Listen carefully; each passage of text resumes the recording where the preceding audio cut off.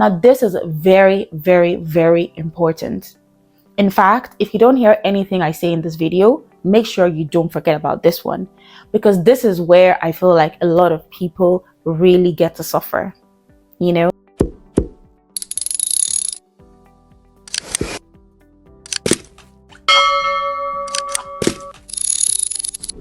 Hi guys, welcome back to my channel. If this is your first time seeing me, hi, my name is Lola KG, and on this channel I talk about all things faith, self-development, relationships, and just lifestyle in general. This week we're going to be talking about things I wish I knew before the wedding day. If you're newly engaged and you're watching this video, I just want to say congratulations to you. So I'm just going to share maybe 8, 9, just a few tips there. Now, obviously these are just my experiences and you probably have your experiences as well. So make sure to put them in the comment section so we can also learn from you as well. Okay. So the first thing I want you to know before the wedding day, and I wish someone would have told me, when I think about this, I feel like I was kind of told, but I wish it was kind of emphasized over and over again, right? So the first thing is knowing and, just making peace with the fact that something is bound to go wrong. And, that's not, I don't want to use a bad word. That's not to, make you panic or invalidate your wishes and your prayers. It's just the nature of events like this. There's just so many things at play. There's so many vendors, there's your emotions, your friends and families, they have their emotions as well. So just prepare your mind that something might go wrong and it's okay.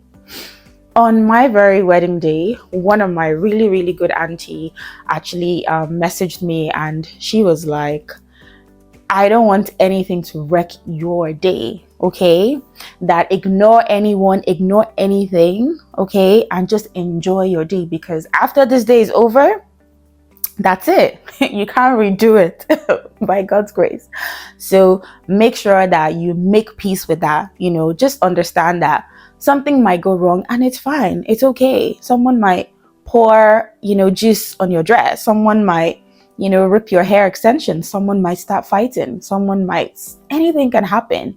But you just have to make peace that it's fine. It's okay. And we pray to God it's not something that would, obviously stop your day, because that's a no-no, right? So the second point I want to make, and, the second thing I wish, I knew before I even got engaged, is that you need to get a wedding planner. Doing wedding planning, I was kind of like, oh, is this? But the truth is, you've never gotten married before. You don't know how, the ceremony is going to go. There's just so many things. Like I said at the start of this video, I watched YouTube videos. I asked people online who I knew already got married. I asked older people who are like, aunts to me and stuff. But everything that they said, it wasn't just enough. You need to get a planner. And I understand, because I've heard people say things like, oh, I can't afford a wedding planner, or this and that. That's fine if you can't afford a wedding planner, because I know they can be, quite expensive, especially if your wedding is on a budget, which is fine, which is okay. One thing I do need you to do though is to get on the day coordinator, because on that day, you and your family, your bridesmaids or the groommen, you're not going to have time or energy to be coordinating the day. Because if you think about it, your wedding is also for your family members and your friends. So let them also enjoy the day. Don't burden them with coordinating the whole day.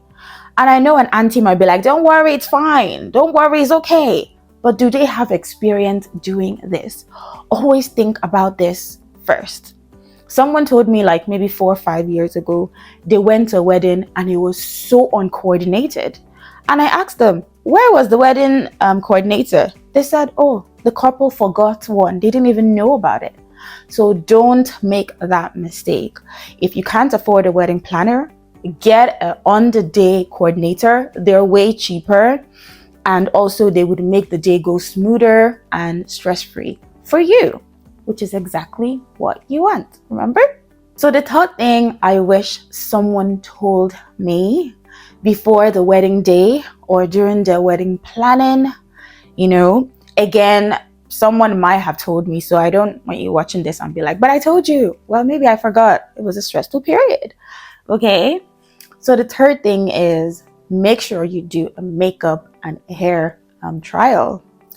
I did not do one because in my mind, what's the big deal? Like, I need to focus on other things. Like, my bridesmaids, are they going to be okay? I need to focus on my wedding dress. I just kind of put it off that, it's fine.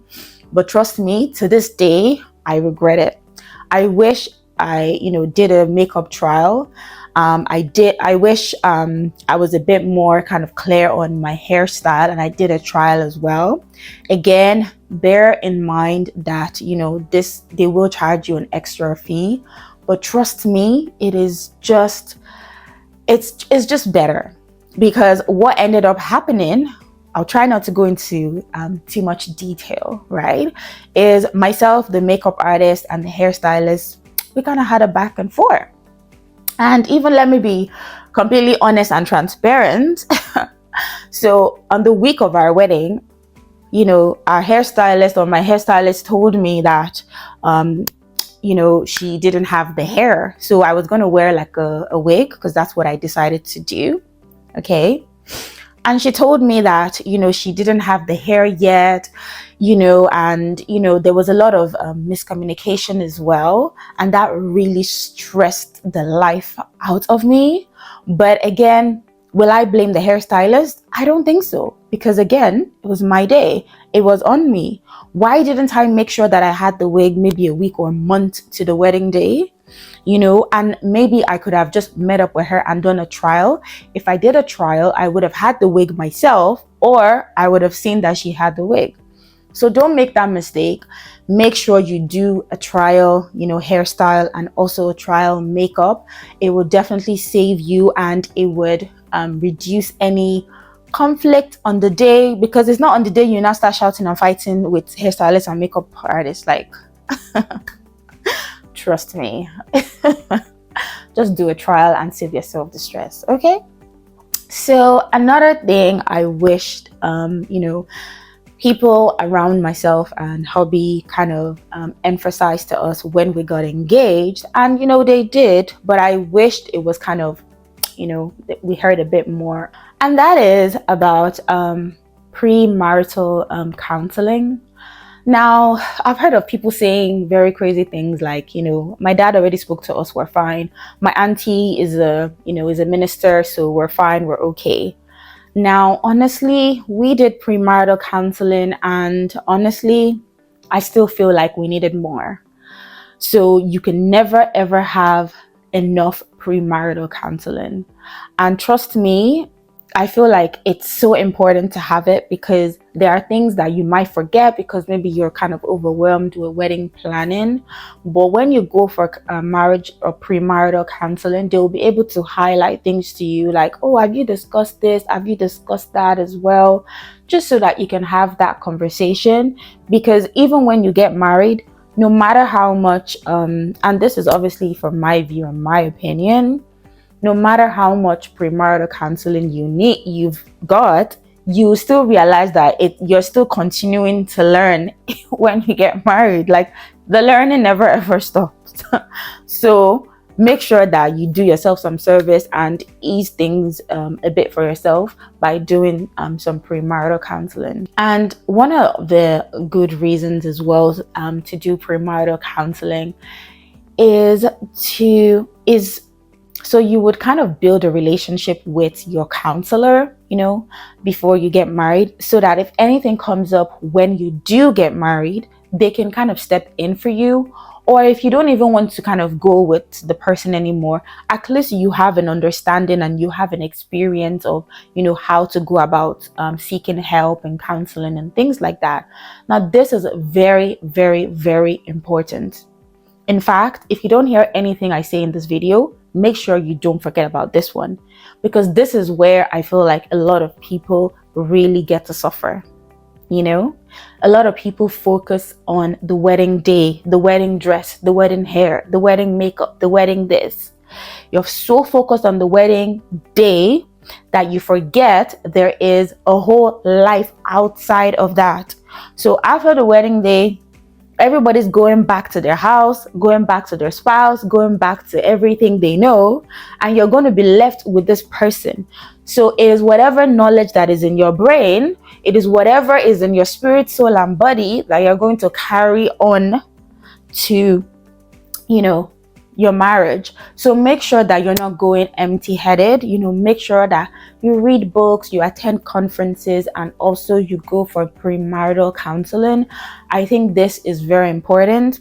In this day and age, I see people posting this, posting that, you're sharing wedding pictures and stuff, which is not a crime. Like, check Instagram for my wedding photos. Like, I don't have anything against them at all. So please don't think this is a shade to anyone. This is not a shade to anyone. I'm just letting you know that the counseling is very important. Okay? Now, this one is also one I feel like I've not heard anyone talk about. And I think it's something that happens to a lot of groom and brides, maybe a day or even the night of, the wedding. So I'm telling you this as a older sister, younger sister, a friend, just giving you a little inspo, okay? And it's this issue of an emotional crash, like after, the wedding day. And I feel like what tends to happen is because you spend months and months and months planning for the wedding. Your friends and your family, a lot of the conversations you're having is about the wedding. And then after the wedding day, those conversations, they just stop. And then you go back to like normal life. And there could be this almost like, oh, what's going on? Okay, so one tip I would give you to avoid that kind of emotional crash is plan a honeymoon. If you can't afford, if I'm always talking about budget, because I feel like you don't have to spend so much in order to, have a nice time or have a nice, event. So my tip would be, make sure you plan a honeymoon, even if it's to, stay in a hotel, stay somewhere, a B&B, wherever you can afford, a day or a few days or a week after the wedding, because this will kind of like elongate that celebration and things like that. It would definitely really, really help. Okay. But obviously, if you cannot afford it, you can go back to your house, go back to your apartment, go back to your home, and just trust God. Everything will be okay. But I think what I'm trying to get at is make sure you have time for yourself, both of you. Make sure you spend time just reminiscing about the last few months and things like that. The next tip I would give to you is to make sure that you are comfortable on the wedding day. Sometimes I feel like as girls, we can get so carried away. You want to wear these heels, you want to wear this, you want to wear that. But always ask yourself, is this going to be comfortable for me? Don't wear 6-inch when you know that you can't dance in 6-inch. Don't wear 6-inch when you know that after 2 hours your legs are shaking. Wear something that's going to make you feel comfortable, because that's also going to make you feel confident and happier on the day. I feel like this is a common sense thing, but again, when you are planning wedding, there's just so many things that can overwhelm you, and you forget that your comfort is important. Like, I would even use myself as an example. Like, I got these heels for my white wedding gown, and then I just looked at it and I'm like, am I really going to be able to wear these shoes for like 6 hours? And I said no. And I was trying to justify it that, oh my God, but these heels are so expensive. Am I really not going to use them? I was like, yes. So I had to get another one that would be more comfortable for me. And on the wedding day, I was so happy. I was so happy I went with comfort because I just don't know what I would have done. Okay. Now, the next thing I would tell you, and I wish someone had told me, but funny enough, I feel like I kind of knew this, but after the wedding, I realized that, wow, this is really important. Now, if you're someone who cares about how the picture is going to look, like the wedding pictures and things like that. Now, if you don't care, it's fine. But if you do care, then I would suggest that you choose a color scheme for yourself. Now, if you have a wedding planner, this is something that you can discuss with her and or him, and you're able to kind of go through what color matches what and things like that. But for me and my hubby, we kind of chose our favorite color, which is green and white, and we kind of went with it. So you can also just be like, this is my favorite color, that's what I want. And also make sure you're thinking about the venue as well, because you don't want to wear a color that clashes with the venue, and then when you're taking pictures, everything is just kind of like a blur.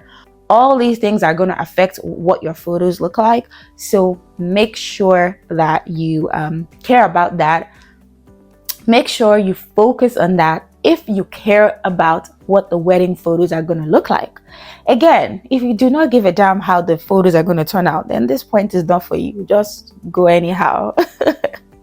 Okay, this one is also very important because I feel like I hear a lot of like bridal stories, brides fighting with, the food vendor, brides are fighting with this person, fighting with that person. And I always laugh because I'm like, why are you fighting with people? Do not fight with anybody. Like, there's no need for it. Now, I understand people will piss you off. Trust me. People will try to, take more money than needed. People will do what you did not ask them. People will do all sort of things. But remember, on the wedding day, all these vendors, all these people that are there, this is not their day. This is your wedding day. So you have to make up your mind, like I said, the first point, that even if something goes wrong, you're going to stay focused and enjoy your day. The food vendor decides that they don't want to come on time.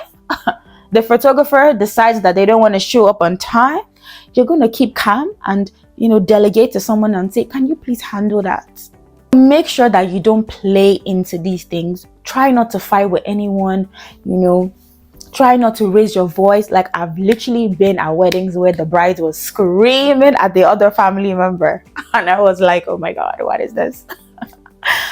Now, second to the last point is one thing that I did not see coming, but I have heard a lot about. I guess I was just kind of like, this won't happen to me. But it did, or to us, is that when you're getting married, remember that it's not just you. Remember that it is the two families coming together. Remember that your friends would also be coming together. Your aunties and your uncles and extended families, they're also coming together. And when this happens, there's bound to be some conflict, okay? So just be aware of that. People's emotions might just erupt because, change is not easy. Sometimes some people don't tolerate change really well. Sometimes some people, their emotions just start to kind of, just misbehave. So as a person of faith, make sure that you are praying, make sure that you are, fasting, make sure you involve your spiritual parents and your mentors as well. Make sure that they're standing in gap for you, because a lot of emotions are bound to kind of erupt during that season. So like I've heard so many stories, okay? People getting angry over little things, people, or even bridesmaid issue, people getting angry. Why didn't you ask me to be your bridesmaid? Why didn't you invite me to your wedding? Why didn't you want me to do this? Like, they forget that it's your wedding day and not theirs. But just be aware of that, okay? And go into this with a mindset of being a mediator. Okay, you need to be able to mediate people's like emotion, people's conflict. So if you see maybe one person in this family is trying to stir up another thing with someone in this family, be the middle person and maybe call them to a meeting and be like, oh, so I heard that you guys were fighting over who's going to make the meat pie. Can we have a discussion about that? And with that, guys, we've come to the end of this video. Thank you for watching to the very end. Now, again, all the points I shared in these videos are from my experiences and from the experiences of others. If you obviously have different experience, make sure you share with us in the comment section so that we can all learn. Okay, so I will see you guys next week. Make sure you like this video, make sure you leave a comment below, and if you like content like this, make sure you click the subscribe button. I will see you next weekend. Bye.